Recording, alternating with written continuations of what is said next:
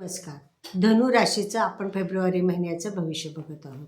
या महिन्यामध्ये काय होणार आहे, तुम्हाला खूप जबाबदारी स्वीकारावी लागणार आहे आणि जास्तीची जबाबदारी स्वीकारल्यामुळे तुम्हाला थोडं मनामधनं जरा ताण येण्याची शक्यता आहे. पण तुम्ही तुमची जबाबदारी चांगल्या तऱ्हेने पार पडणार आहे. जरी घरामध्ये काही वादविवाद झाले किंवा होण्याची शक्यता असं तुम्हाला वाटलं, गैरसमज झालेले आहेत असं वाटत असलं, तर तुमच्या कम्युनिकेशननी किंवा तुम्ही प्रत्येकाशी कम्युनिकेशन करून गैरसमज हे दूर करण्यासाठी जे प्रयत्न कराल ते यशस्वी होतील.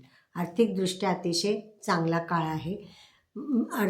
आणि घरामध्ये चांगलं वातावरण ठेवण्यासाठी तुम्ही ते जे प्रयत्न कराल ते सक्सेसफुली होणार आहे.